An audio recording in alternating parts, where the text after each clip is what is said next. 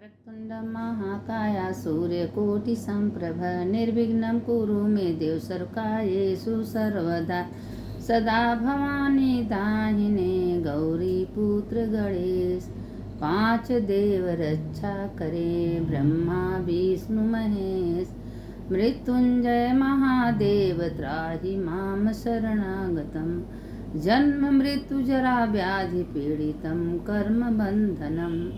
देखिए ये दो मंत्र हम आप लोग को रोज भेज रहे हैं, आप लोग याद कर लीजिए, सुनिए, भगवान के सामने संध्या सवेरे सोते समय मंत्र बोल लीजिए। इसके बोलने से आपकी शक्ति मिलेगी, आपके शरीर में जितना दुर्व्यवहार है सब खत्म हो जाएगी, क्योंकि भगवान कहते हैं कि जो ये मंत्र बोल के मेरे सामने आता वो मेरा हो जाता है। अब देखिए कि शंकर जी नारद जी से सारे कथा ब्रह्मा जी कह रहे हैं, नारद जी सब सुने हैं कथा, उसके बाद सुन रहे हैं। तो अब विदाई का समय आ गया, तो मैना जो है अपने बेटी को 3 दिन से लगातार उपदेश दे रही है। देखिए जो बेटा बेटी होते हैं अच्छे बुरे हम लोग के कर्तव्य सिद्ध हैं, हम लोग चाहें तो उसको बना दें, हम चाहें तो बिगाड़ दें। अगर हम लोग शुरू से उनको ज्ञान देंगे, शिक्षा देंगे कि नहीं बेटा नहीं बेटी तुमको ऐसे रहना है, ऐसे करना है, तुमको दूसरे के घर जाए, तो बेटी बेटा कभी गलत नहीं होते हैं। अब देखिए मैना देवी होते हुए अपने बेटी को, अरुंधति है, मैना है, जितनी पतिव्रता स्त्रियाँ सब पार्वती को समझा रही हैं कि तुम्हारे लिए तुम्हारा ससुराल, तुम्हारा पति सब कुछ है, तो अपने ससुराल में कैसे रहना चाहिए, कैसे व्यवहार करना चाहिए। अब आजकल की हैं माएँ कि ऐसा ज्ञान दे रही हैं, ऐसी बुद्धि दे रही हैं कि लड़की तो यहाँ दुष्टपना कर रही हैं, जहाँ जा रही हैं वहाँ भी दुष्टपना कर रही हैं। तो ज्ञान कौन देता है? माँ देती है, माँ बचपन से गुरु होती है। अगर माँ अपने बच्चों को सही ढंग का ज्ञान दे तो बच्चे कभी बिगड़ेंगे नहीं, और उनको बचपन से संस्कार देना चाहिए कि नहीं बच्चे क्या सही है क्या गलत है। क्योंकि आज न तो कल लड़कियों को भाई दूसरे घर तो जाना है, जब हम दूसरे को लड़की लाते हैं तो उनको अच्छा सोचते हैं कि हमारे घर में अच्छी रहे और अच्छे से व्यवहार करे, तो क्या हम नहीं सोचे कि हमारी लड़कियां भी किसी घर जाएं तो अच्छे से रहें, उनके भी सास ससुर पति परिवार है, तो इससे ज्ञान बच्चों को दे। ये जो क्या है, पार्वती तो खुद देवी हैं, समझदार हैं, ये हम लोग के लिए मैना ने 3 दिन से उपदेश दे रही हैं पार्वती को कि पार्वती ससुराल में कैसा रहना चाहिए, कैसे व्यवहार करना चाहिए, भगवान भोलेनाथ का कैसे पूजा करना चाहिए, हम लोग के लिए सिखा रही हैं। हम लोगों को क्या है कि हम लोग को भी अपने बच्चों को अच्छा ज्ञान देना चाहिए, संस्कार देना चाहिए। शुरू से बच्चों को कभी बिगाड़ना नहीं चाहिए। अगर शुरू से हाँ बच्चे जो करें तुम बहुत अच्छे कर रहे हो, बहुत बढ़िया, धीरे धीरे धीरे धीरे कर जो बच्चे को ज़रूरत है उनका डिमांड पूरा करते जाइए, तो बच्चे कभी हाथ नहीं आते, उनका दिमाग के अहंकार में घमंड में हो जाते हैं। इसीलिए बच्चों को शुरू से ज्ञान देना चाहिए कि हमारे बच्चे को कैसे रहना है कैसे नहीं। जब देवी देवता क्या अपने लिए थोड़ी, तो खुदे देवी समझदार लोग हैं, हम लोग के लिए समझाए हैं। तो इसीलिए कहते हैं कि हमेशा बच्चों को शुरू से संस्कार देना चाहिए, और जो शुरू से संस्कार देता है वो बच्चे अच्छे निकलते हैं। अब इसी पर अब पार्वती माता से महादेव कह रहे हैं कि देखो पार्वती, सत्यभामा कृष्ण से कैसे करें कि प्रभु इतना हम दुनिया में देख रहे हैं कि भेड़ भकड़ी जीव है, ये आप ही का सब अंश है, तो ये बताइए जो मांस खाने वाले हैं, सब जानवरों को मार मार के खाते हैं, उनका क्या गति होता है, उनका क्या दुर्दशा होता है। यह सत्यभामा बार बार कृष्ण भगवान से कह रही हैं कि हे कृष्ण, आप हमको सत्य सत्य बताइए कि आखिर ये लोग जानवर को क्यों मारते हैं, आप ही का तो अंश है, ये लोग अपने कर्मानुसार, कोई खस्सी कोई भेड़ बकरी चिड़िया सब हुए हैं, सबका तो सबके अंदर तो आप ही विराजमान हो। तो कृष्ण भगवान कहें हाँ सत्यभामे, सारे में हम ही विराजमान है, जो चिड़िया से लेके चूटी से लेके हाथे हमेरा करता है कि इसके अंदर भी आत्मा है, इसके अंदर भी परमात्मा का वास है। वो अपने कर्मानुसार 84 लाख जोइन से भटक रहा है, और उसी को लोग मार देते हैं, खा जाते हैं, नहीं सोचते कि आज तुमको कोई काट के मार के खाए कैसा लगेगा।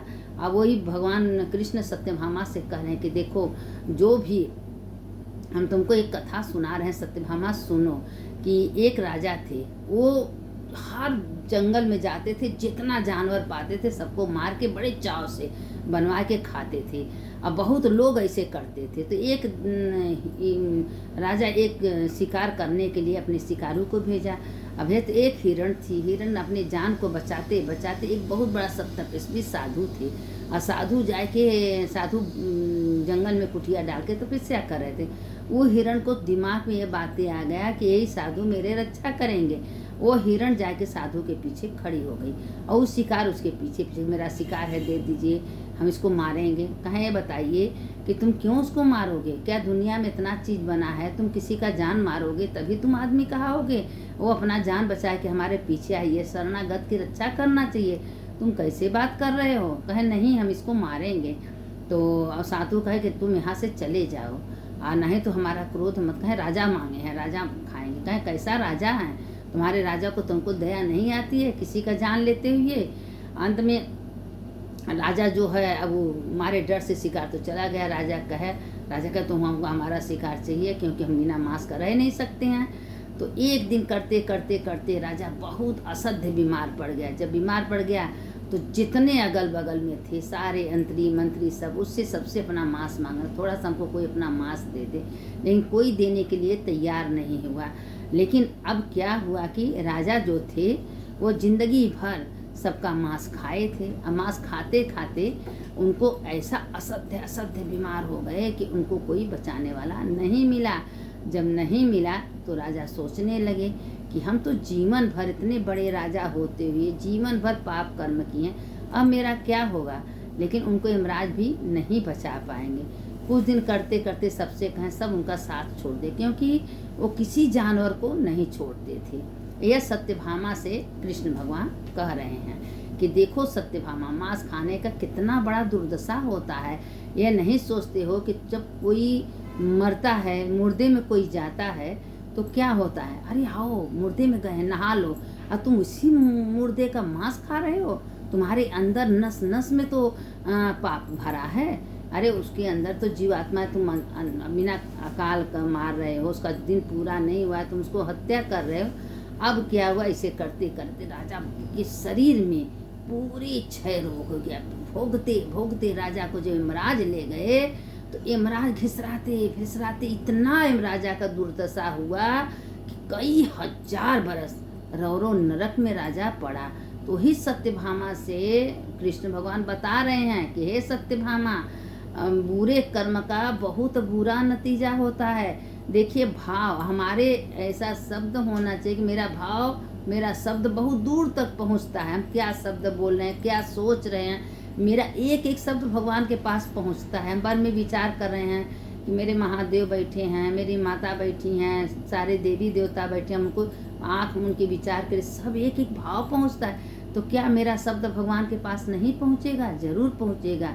जब एक वेश्यागामी चोर माला फूल सब लेके जा रहा था वेश्या के पास, और उसका माला फूल मीठा सब रास्ते में गिर गया, उठा के भगवान के मंदिर में फेंक दिया, तो वो 2-10 मिनट का पुण्य उसका हो गया। तो हम लोग जैसे जानबूझ के अच्छा कर्म करेंगे, अच्छी बातें बोलेंगे, अच्छे सबको ज्ञान देंगे, तो क्या मेरा पुण्य नहीं होगा? लेकिन देखिए उस राजा कितनी दुर्दशा, यमराज घिसरा। अच्छे लोग, जैसे आपके 4 बेटे हैं उदाहरण के नियत में, अब चारों बेटे में 2 बेटा अच्छा है, 2 बेटा खराब है, तो जो बेटा अच्छा रहेगा उसी पर आपका ममता प्यार जाएगा। तो हम अगर भगवान के बेटा बेटी हैं सारे संसार में, आप अच्छा कर्म कर रही हैं तो भगवान के पास जाएंगे, उसका इज्जत होगा, स्वागत होगा। भगवान हाँ आंचल अपना पसार के इंतजार करते हैं, मेरा बहुत बड़ा अच्छा बेटा बेटी आ रहा है, उसका इंतजार करते हैं। बुरे लोग को भगवान भी इंतजार नहीं करते, उसको 100 लोग गाली देते हैं कि दुष्ट तो पृथ्वी पर था, दुष्टपना किया, मरने के बाद भी यहाँ आ रहा है सबको परेशान करने के लिए। तो ही दुर्दशा राजा को ही, राजा होते हुए उसके अंदर कभी दया में नहीं है। इसलिए दया ही प्रेम ही भाव है। प्रेम से सबको, चाहे एक चूटी हो चूटा हो, जो आपके सामर्थ्य हो उसका सम्मान करिए, इज्जत करिए। ये सोचिए कि हमसे कोई पाप ना हो, मन से भी कोई पाप नहीं, किसी के बारे में बुरा मत सोचिए। हमेशा भगवान, सब भगवान के ही बंदे हैं। इसीलिए भगवान 4 पुरुषार्थ लेके दुनिया में आए थे, शंख चक्र गदा पद्म। तो ये शंख चक्र गदा हम लोग को दिखाने के लिए भगवान ने दुनिया पृथ्वी पर लेके आए थे। इसीलिए भगवान कहते हैं कि जो बंदा अच्छे कर्म करके भगवान का भजन है, कीर्तन है, अपने जीवन को भगवान को दे देता है, भगवान उसका आदर करते हैं, सम्मान करते हैं। तो इस सत्यभामा से कृष्ण भगवान कह रहे हैं कि देखो सत्यभामा, मांस खाने का कितना बड़ा दुर्दशा है। अब वो राजा का कितनी बड़ी दुर्दशा, यहाँ पर कभी किसी को कोई कुछ नहीं समझता था, सबका मांस मार मार के बनवा के बड़े चाव से खाता। वो तो खाता था साथ में 10 मंत्री को साथ में बैठा के खिलाता था। तो इसीलिए भगवान कहें कि मांस खाने के लिए नहीं दुनिया में सबको बनाए हैं, सबको अंदर अपने कर्मानुसार शरीर मिलता है। अब वो महात्मा तो है, हिरण को बचा लिए। अब हिरण अंदर अंदर महात्मा का धन्यवाद करने लगा। और राजा का देखिए कितना बड़ा दुर्दशा हुआ। मरने के बाद यमराज उनको ले गए और नरक में डाल दिए। तो इसीलिए कह रहे हैं जो मांस खाता है भगवान का कृपा से छोड़ दे, मांस न खाए। किसी का हत्या करके कोई हत्या करेगा तभी तो मांस बेच रहा है, लेकिन उसका बहुत दुर्दशा होने वाला है। वो भी वही चीज़ बनेगा, वही कटेगा, वही उसका मांस लोग खाएंगे। भगवान कहते हैं जैसी करनी वैसी भरनी, तुम जैसा बुरा कर्म करोगे तुम्हारे हाथे उसी सामने आएगा। तो अरे हम लोग 84 लाख जन्म में हमको क्या पता है कौन अच्छा बुरा क्या कर्म करके पैदा हुए हैं, लेकिन आज तो मानुष तन पाए हैं, हमको पता है क्या अच्छा है क्या बुरा है क्या खराब है। तो हिसाब से चलना चाहिए ना। मन से भगवान का याद करिए, ये शरीर सारे काम में लगा दीजिए और मन हमेशा प्रभु को दे दीजिए। भगवान कहते हैं विश्वनाथ कि जो मेरा अपना मन हमको अगर देता है उसका तो हम ऋणी ही हो जाते हैं, उसको 1 सेकंड के लिए हम नहीं छोड़ते हैं। और जब मरता है तो मेरे शिव लोक में आता है, जन्म जन्मांतर तक शिव लोक में रहता है। तो ये शरीर कुछ काम करिए और मन भगवान को दे दिए। भगवान के उठत बैठत चलत फिरत, हे प्रभु आप ही अंदर बैठे हो, आप ही करा रहे हो, मेरे पास कोई शक्ति सामर्थ्य नहीं है।